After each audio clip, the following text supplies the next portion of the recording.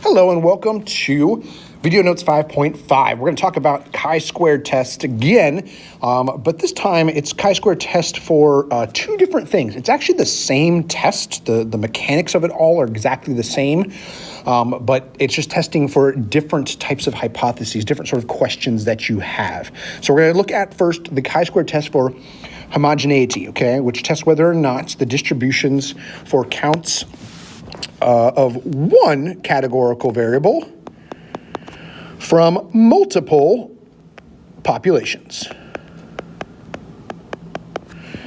to see if they sort of match each other, okay?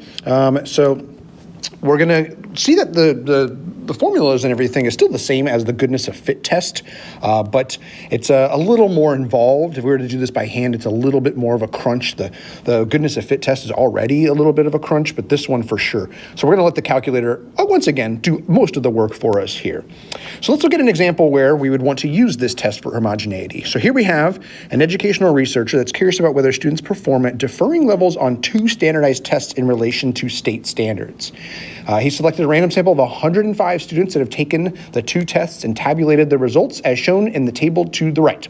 Is this data statistically significant evidence, alpha level of 0.10, that students perform at differing levels on the two standardized tests? Note that the sample sizes are different for the two different tests, which makes it a little bit difficult to actually figure out if the distributions are relatively the same or not. So for this particular one, when we go into this, our hypotheses are based off of sort of that question we have there at the end. Is the distribution sort of different from each other? So let's go ahead and state our hypotheses. We're going to do it just like the goodness of fit test, where we're going to state it in words, not with symbols. So here, our null hypothesis is that students perform at the same levels on tests A and B.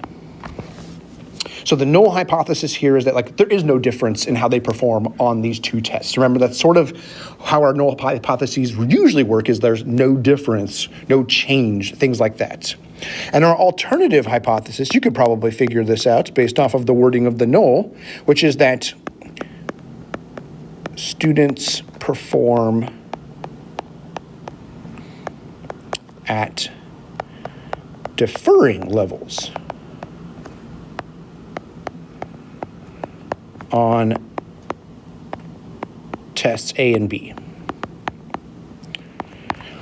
So null is that these tests are not any different, or the performance on these tests is not any different. The alternative is, actually, there is some difference, okay? Cool.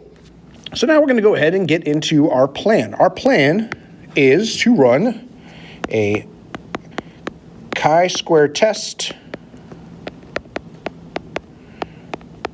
for homogeneity. I spelled homogeneity wrong. Spelling doesn't count. Cool. And the actual conditions that we're going to do are exactly the same as with the goodness of fit test. Okay, we got randomness, we got independence, counted data, and expected counts being bigger than or equal to 5. So why don't you go ahead and take a moment and do all those things, try to do it on your own, and then unpause this video and see what I came up with. So there's all my conditions, random samples given, independence, because 105 students is probably likely less than 10% of all the students in the state.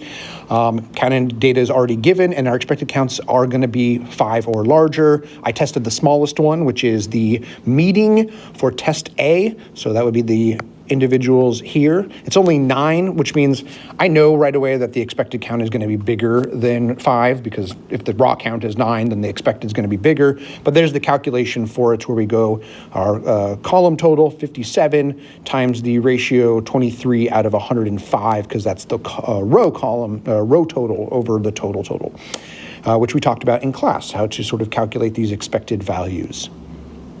All right, let's move on to our next step, which is to do. We want to do the math.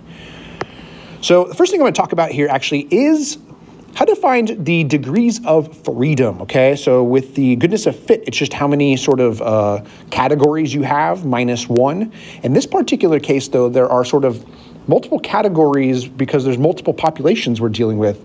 And so the way that we calculate it is as follows. So our degrees of freedom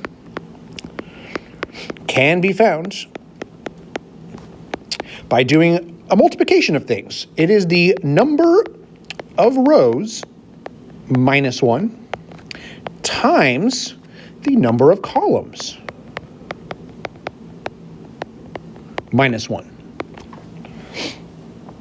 So that's how you can find degrees of freedom every single time. You can either do it by hand like this, or you can let the calculator find it for you, but it's good to know how to do it by hand, because if there's a multiple choice question that's just like, here's a table, we're gonna run this test, what's our degrees of freedom? You don't wanna actually have to do the whole calculator maneuver. So in this particular case, when we're dealing with our degrees of freedom, we're gonna go ahead and look at our table here. We have a total of 1, 2, 3 rows, okay, exceeding, meeting, and below. So 3 minus 1. And we have 2 columns, test A and test B. You do not count the actual labelings of the columns there, just the ones that are the raw data. So that's going to get us 2 times 1, which is 2. We have a degrees of freedom of 2 in this particular case. Excellent. Next thing I'm going to write down is the start of the calculation for our chi-squared test. And I like to show the very first term in our chi-squared test and then just dot it to come up with the answer. And I can do that by going and finding, the expected value, because what I want to do is use the very first thing, which is test A exceeding, that's 29. So to start it, I would be like, all right, I got 29 minus, but my expected. I could calculate that very easily, but here's a little trick I'm going to show you here. I'm going to use my calculator to help me figure that out more quickly, and then I can also come up with on the calculator what is the total chi-square value and what is my p-value as well to help me through this. So let's jump over to the calculator. All right, let's go ahead and see how we're going to run this chi-square test on our calculator, okay?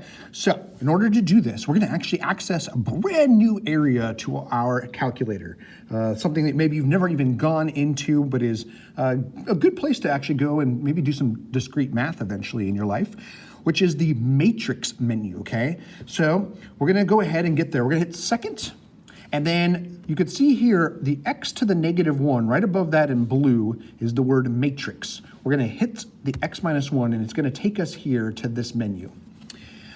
This first column here, names, kind of useless to us. We don't wanna do anything with this. This is just a way to sort of recall things. I think you can actually edit the names if you wanted to.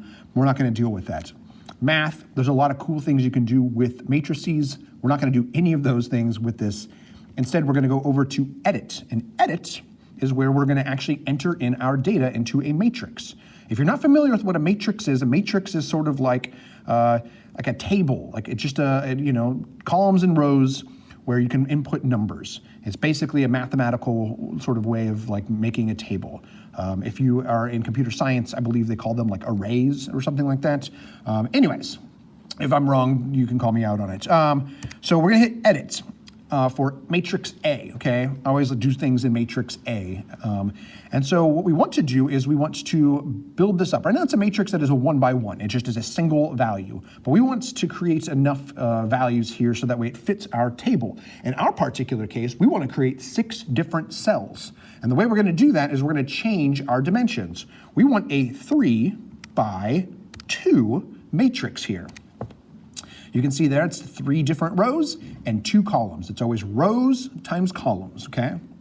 And then we're gonna go ahead and enter in the raw counts for our data. So in this case, we had 29 test A exceeding, and hit enter, and it'll move you over to the next column. And in test B, we had 24 exceeding. Test A, we had 9 that met, and in test B, we had 14. And then below was 19 for test A and 10 for test B. So there you go. That's how we're going to enter in our data. It is basically a 2-way table. We call it a matrix in math, though. So now we're ready to actually run the test. We're going to go to stat. We're going to arrow over to tests. And we're going to arrow on down until we find chi-squared test. So remember, Chi-squared GOF, G-O-F, that is the goodness of fit. That is not what we're doing today. We are doing just chi-square test. So the chi-square test for independence and the chi-square test for homogeneity, which we're doing right now, in our calculator is just called chi-square test, okay? So we hit enter, and you can see that we have the observed data, and it has there that little notation for matrix A. And it's going to calculate for us the expected matrix values for the test here. We do not have to enter it in, like with the goodness of fit test where we had to enlist 2, put in all of our data for the expected as well. Here, it does it for us. Go down, you can calculate, or if you like drawing it, you can draw it as well. I'm just going to go calculate this time. And we can see here that it found a degrees of freedom of 2, just like we said it would. And we have a chi-square of 3.6068 with a p-value of 0.1647. Now, I didn't start the work because I earlier said, yeah, I could go and calculate the expected values for this to sort of start that chi-squared calculation, and you can do that. But I also wanted to show you how your calculator will help you out with that, because if you recall, on the test, it said the expected matrix was going to be matrix B. We didn't even touch matrix B. It did it for us automatically. So if I wanted to know what are my expected counts for all of this, I can go back to the matrix, second, and then x minus x to the negative 1. And I can click over to edit, and I can actually go down here. You can see that now matrix B has been created, 3 times 2, 3 by 2 matrix. And I'll hit enter on that. And those are all my expected counts right there. So when I go to write in my chi-squared calculation to start out with here, I'm going to go 29 minus this thing squared over that thing, and then dot, dot, dot it. So let's head back over to that.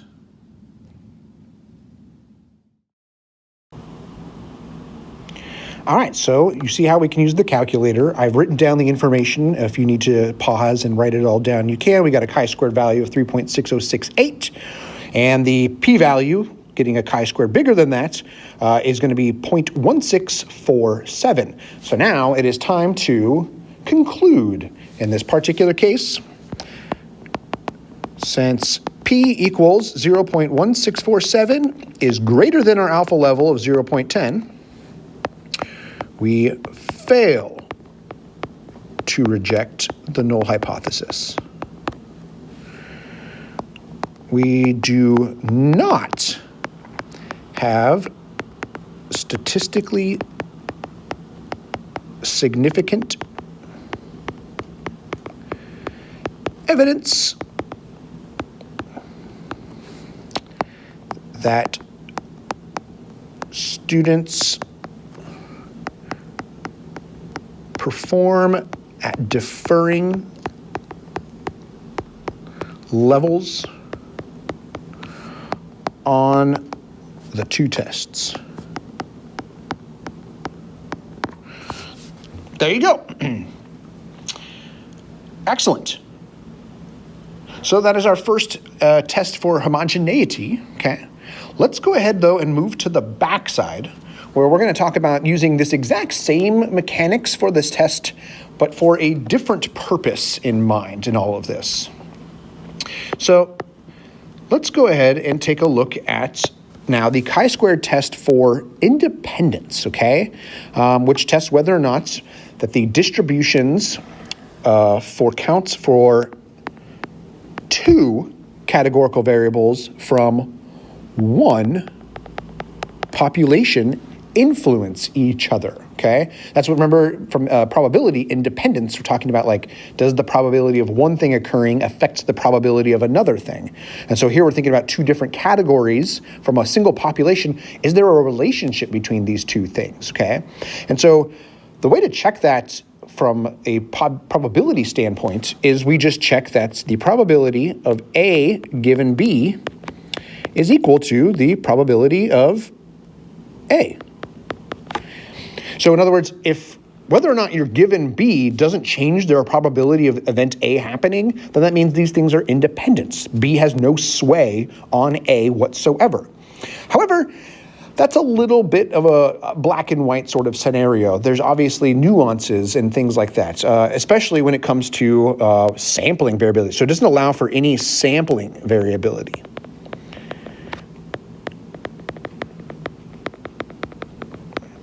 right? So like if we take a random sample here, what are the chances that we get it so that way the probability of A given B is exactly the same thing as the probability of just A? It's going to be unlikely. They might be close to each other. And so that's one way is you can actually kind of figure out what are these probabilities. Oh, they're kind of close. Yeah, they're probably independent.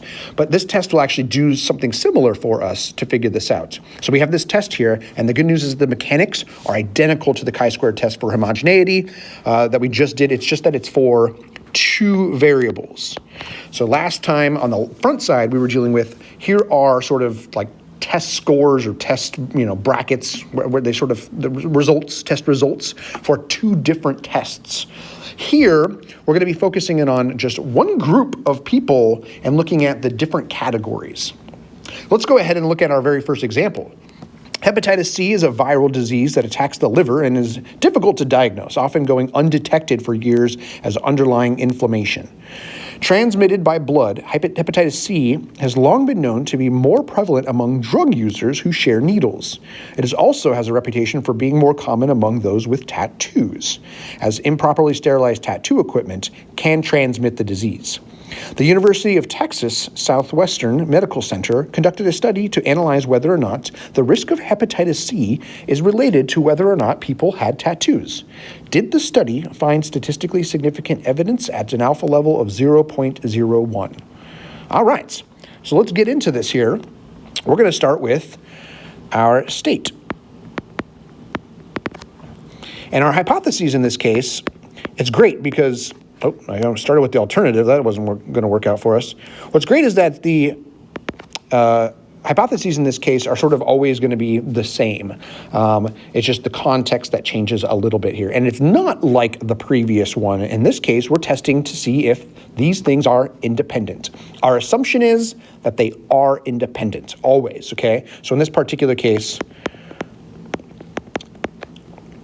hepatitis C and tattoos are independent.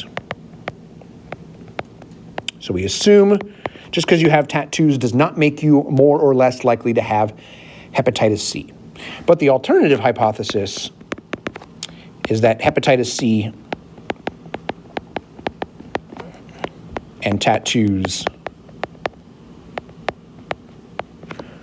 there's two T's in tattoo. There's three T's in tattoos, are not independent. So the alternative is that, no, actually having tattoos does make you more likely to possibly have hepatitis C. Cool. So let's go ahead and get into now the conditions. You know the conditions. Go ahead and work them out. You also know the mechanics for this, but we'll come back to that. All right, so in the plan phase now, we are going to be running a chi-squared test for independence. I'm going to leave those conditions blank because you need to fill them in. Make sure you do that, okay? And then I'm also going to leave the do and conclude to you because I think you can totally do this. The do is exactly the same as it was on the front side. The mechanics are exactly the same. Use your calculator the exact same way and find your chi-squared degrees of freedom and p-value for this. And then go ahead and write a conclusion based off of the original hypotheses we have here. Are we going to reject the null hypothesis or fail to reject? Do we have evidence that they are independent or no? And then we're going to come in, we're going to talk about these things in class. So make sure you have this filled in. If there's any blanks, then you may not get full credit for your video notes. We will see you in class.